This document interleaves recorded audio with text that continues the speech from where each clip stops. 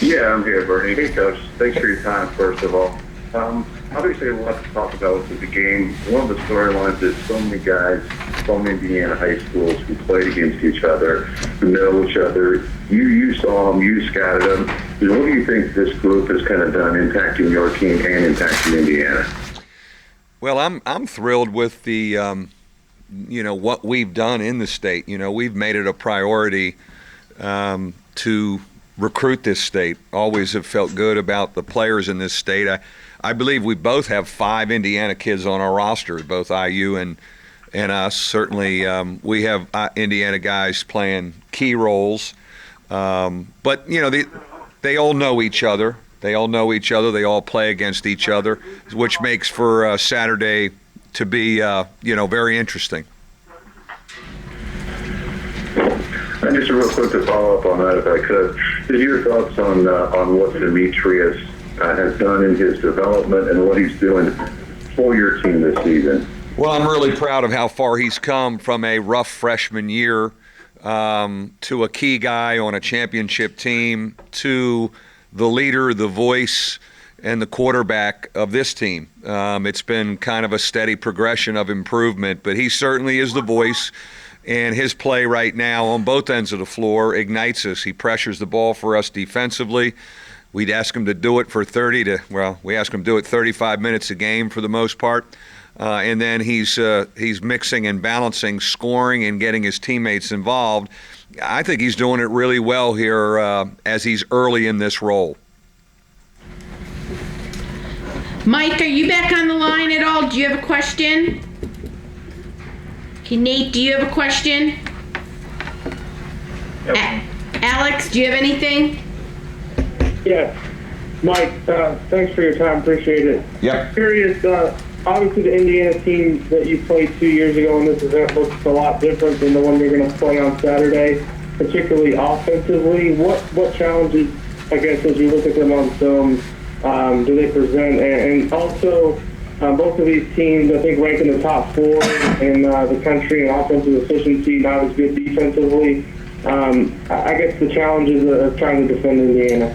Well, I think when you look at their numbers, and I think I've seen a lot of pretty good offensive numbers with my program over the years, but when you look and you see 53% field goal percentage, 43 from the three-point line, that is really powerful. I don't know if I've ever seen that with a team, any stats of a team, whether it's 7 games into a season or 20 games into a season. So we know how explosive they are and how fast they play. And they really spread you out with a lot of different guys. There's no question we're going to have to be efficient offensively. I think it's going to be a fun game to watch because both teams can score it. They share the ball. They know how to play. They have skilled guys. And I think we will come down to who can dig in more defensively to slow the other one down. But going to have to score to win this one. Thank you. Appreciate it. Yep. Does anyone on the line have any follow-up questions before we take questions from those who are here? When you look at your defense, your man defense, where are some of the improvements you want to see from what you didn't see on Sunday? Yeah, I think I think our big area is, can you stay in front of your guy better? Can we do a better job guarding our guy? I think in our 2 losses that really hurt us, staying in front of people, and it's given us problems at times at Illinois. We changed our defense in the second half, and that helped us, and even in the last 2 games, and Indiana comes at you with a bunch of guys that can really go off the dribble. So being able to guard your guy, ball screen defense when the floor is spread, it really puts a lot of pressure on your help.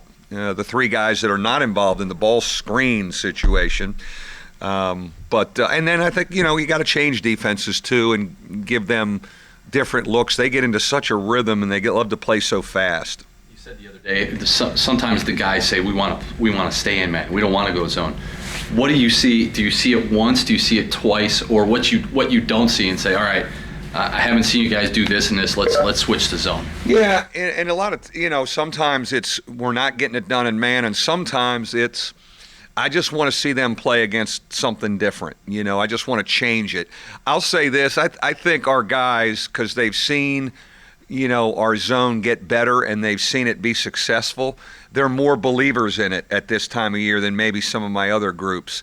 And we got to keep coming back and working on it, but also me selling them that it is good for us over the course of time. And zone's not something you go to get a stop one or two times. I think when do you ride it for a while? You got to ride it and see how the other team reacts, and they get into a different rhythm offensively. Again, Indiana has a really fast offensive rhythm they like to get into, and we're going to have to change just so it's not the same for them all the time. You look at these four teams, these four schools the last 5 years, no school has more overall wins, no school has more conference wins than you guys. How much of that is a point of pride within the state to say, everyone talks about Indiana for Indiana, everybody talks about Butler for what they've done, but don't forget about Notre Dame and what we've done. Well, it's funny. I mean, we're very proud of. You look at our track record, and I say I'm the old coach in the state. All these jobs have changed and come and gone, and I'm the guy that's been here the longest. But I think we're 4-0 against that field in the last 4 games. I'll count Butler from the NCAA tournament. We're 4-0 against the Big Ten. We're on a 4-game win streak against the Big Ten, and after the first year losing to Indiana, we're on a nice roll down there. So. I think it's helped our recruiting in the state. There's no question. It is a great event for in-state recruiting, and it's really helped us. But I think we're really proud of where our program is, and sometimes I think it gets lost in the works. And I think we've won 3 or 4 against Indiana, where we're 22-48 overall. So when you go 3-1 over your last 4, went over the whole series, we'd probably take. It's a little bit like going 4-1 against Duke and Carolina when you were like 4-45. So those are kind of good numbers. One of Coach Green's criticisms over the last couple of years has been his ability to handle a zone. And you mentioned, just how much of maybe will you give them that look just to maybe test it? Or we get to it. We get to it throughout a game. It's a nice change of defense. We play multiple defenses, and we play a little bit of 3/4 zone pressure, and they'll be prepared for all of it. They've seen us play, and we've seen them play. I think they're just really skilled. They have a lot of shooters that can spread you out. That worries you when you play in zone. Are you going to give up too many looks? But we're going to have to go back and forth and find the right rhythm. Obviously, most of the state is just enamored with IU basketball. How do you kind of? They should be enamored with us, quite frankly. They really should. How do you get down there and win a game like this to kind of show? Well, we've been winning games in that building for a while. We've been winning. We've been really winning for a while. Should be enamored with us, quite frankly. We're the most consistent program in this state. It ain't even close. But for us to go down there, I think you got 4 NCAA tournament teams for the first time down there. You got 4 teams. The buzz is always good. The buzz is going to be through the roof. Mike, which matchup gives you the greatest concern, and vice versa? Which matchup do you think is the toughest for them to deal with? When they really get small on you, and they get to almost kind of a 4-guard look, and all 4 of those guys can really zip it off the dribble, and that has given us problems at times. That's a big concern. How do we match up? How do we defend? What do we do with the ball screen? The big guy comes up and ball screens and the floor is really spread. Again, it's a little bit like guarding us when we downshift. It's not like we don't play against it.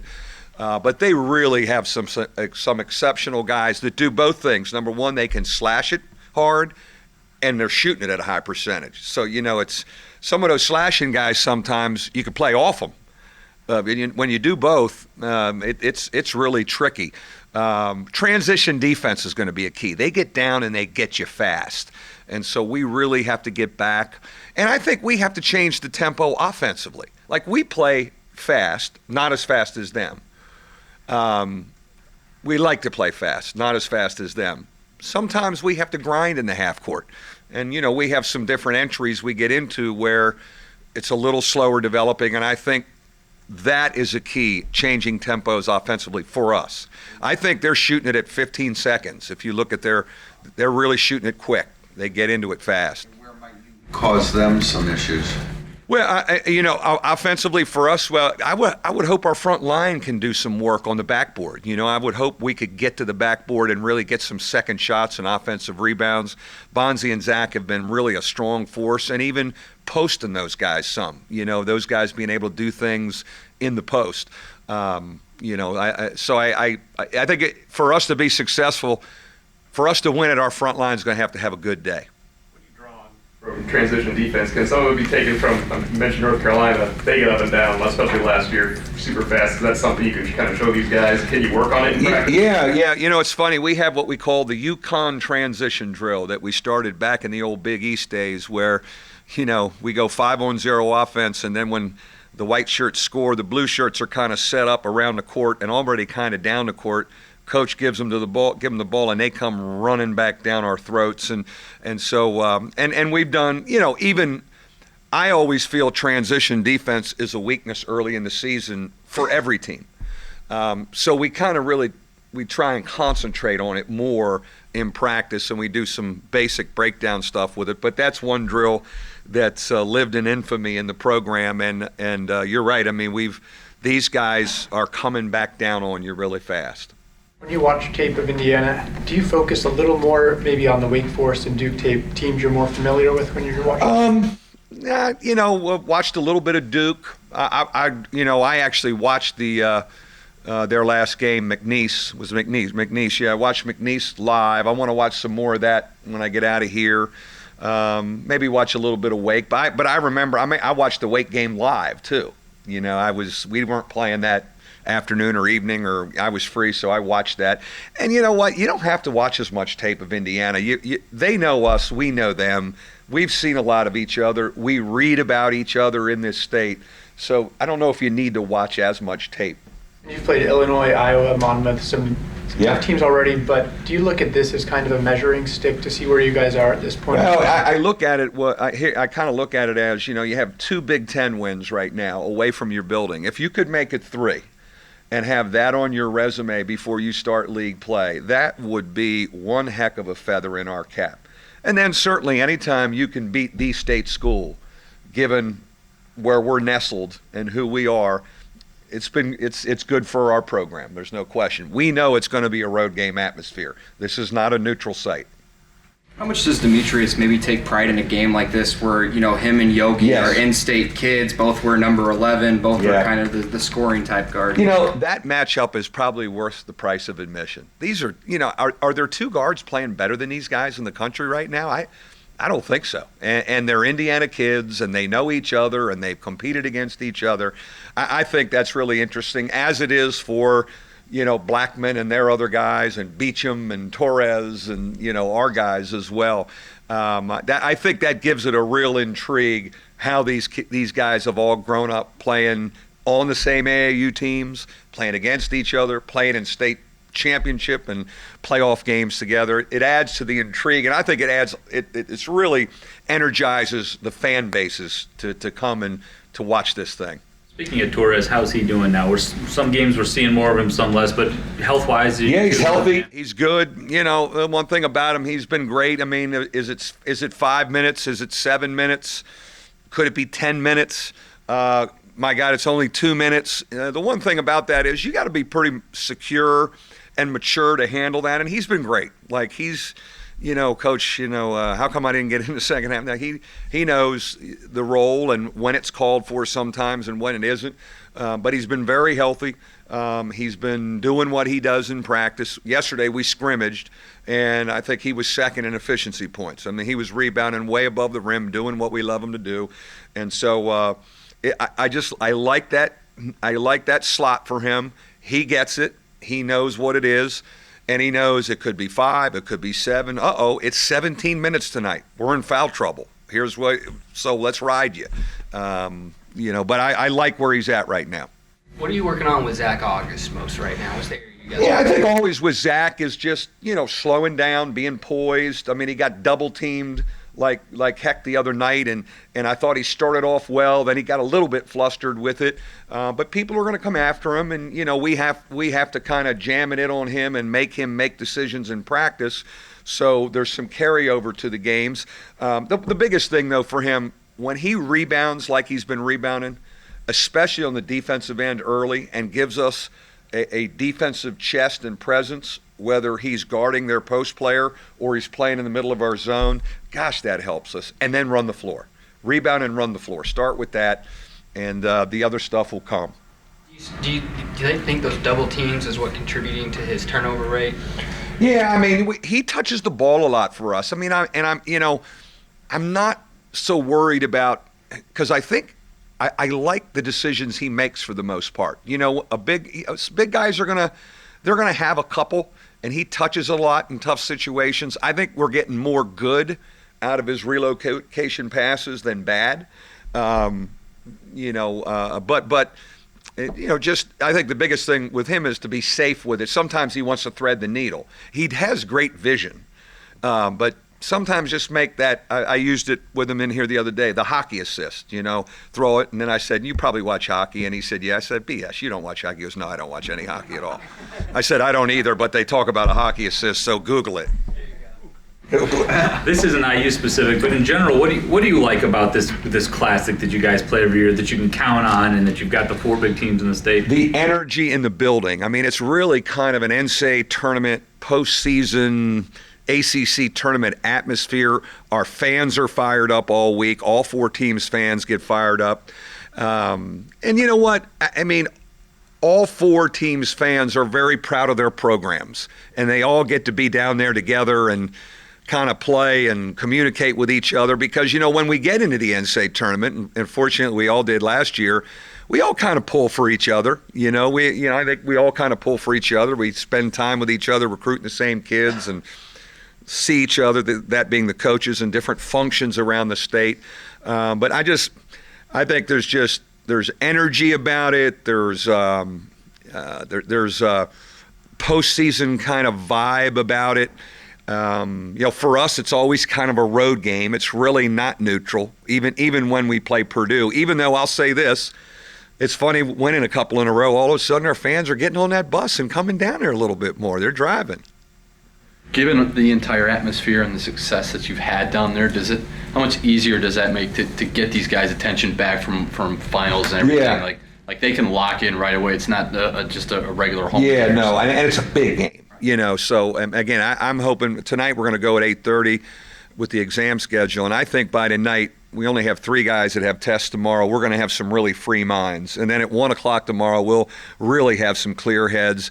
And then Saturday morning when they wake up, they're basketball players for a while. And I sometimes you see some really great production out of guys when the academic stuff's off their back. But it comes at a good time, and it's such a big, buzzing game. It's great right after exams. I'm not sure how much time you've had to see them since Wednesday. I think just yesterday a little bit. But did you see Demetrius and Zach with the double team? Did you guys work on that a little bit like you talked about? We did not. I think that's something we may revisit tomorrow. Yesterday we had about an hour and 15 with exam scheduled, so we scrimmaged. We just got up and down. They needed to play and get a good workout. And tonight we'll get back into a practice routine, and we'll do some of that. Different ball screen looks on Demetrius, ice, double. So he's got to make reads and test him.